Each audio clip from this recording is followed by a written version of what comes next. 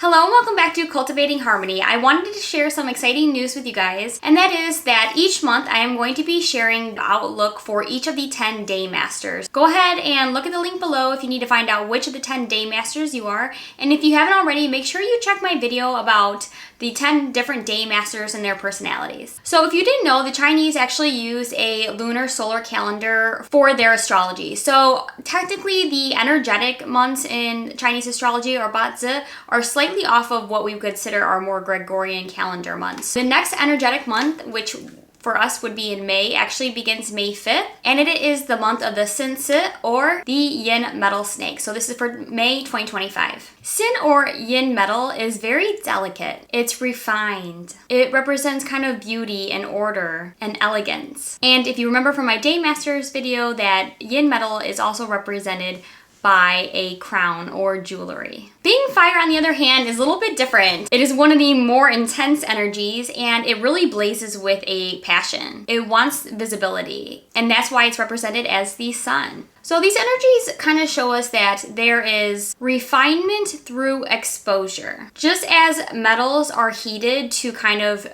remove impurities, this month burns away and purifies what's unnecessary.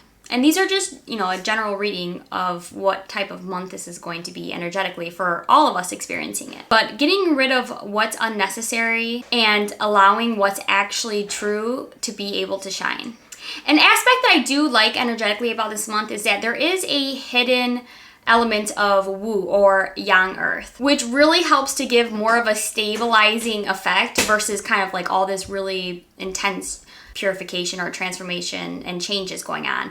There's a strong, stable energy kind of holding us down. This is, grounding, safety, which would probably normally without it would be a more, intense blowtorch situation. So thus, this kind of tempers some of its more destructive energies that could be possible for the month, and kind of helping to transform those impurities into ash or something that can later nurture something in the future. There's also a hidden element of Geng, or yang metal, which tells me that this month gives us, a very external appearance of polishing and refining, but it doesn't come for free. Geng is all about endurance and resilience and being tough. So I think there is a little bit of kind of a quiet warrior vibe to the month. I would say that in general, this is a great month to practice things like qigong or breathing exercises or practices if you have them, to make sure that the fire doesn't kind of go overboard and, burn away everything this month, right? Because fire melts metal. And working with breath, right, is working with the lungs, which is that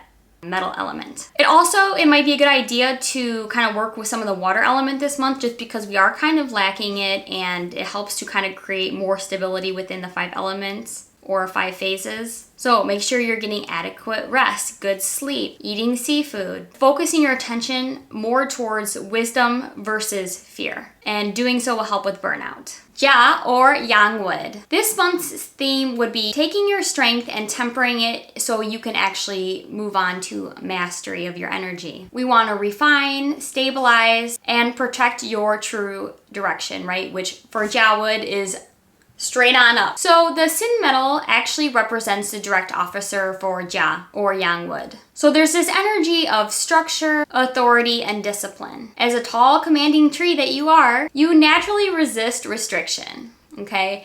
Jia Wood is known to be probably the most rebellious Daymaster that there is, but this month is going to feel a little bit like there's some pruning going on with the Xin metal. Nothing is super intense because it's not Geng. It's not the yang metal that's, chopping you down. But if you want to use this energy yourself, I would say make sure you're kind of trimming out all the distractions. This month is really demanding a sharper focus from you and calling you to accept discipline and structure, not as a punishment, but as a refinement for greater strength. With being fire this month being hidden within a snake, we know that the sun shines brightly, freely giving its energy to you to continue your growth. This month is going to push you more towards leadership, more visibility, and action. However, too much exposure can lead you to burnout or agitation. Balance your ambition with periods of deliberate kind of rest and rejuvenation. So with Wu also being in the chart for this month, the Wu does help to kind of stabilize your roots, but it can feel a little bit suffocating for you, especially if you're taking on too many burdens this month. Invest only in commitments this month that truly align with your core path going forward. We also have Hidden Gang this month, which can feel a lot more choppier and a little more intense. So these are the external pressures and more harsh challenges that we may face. If you resist these blindly, it's gonna feel abrasive, it's gonna feel more clashing. But if you handle them strategically, it will actually help to forge your inner strength and sharpen you without crushing your spirit. So if you kind of get that agitated feeling of like a situation feeling like nails on a chalkboard this month,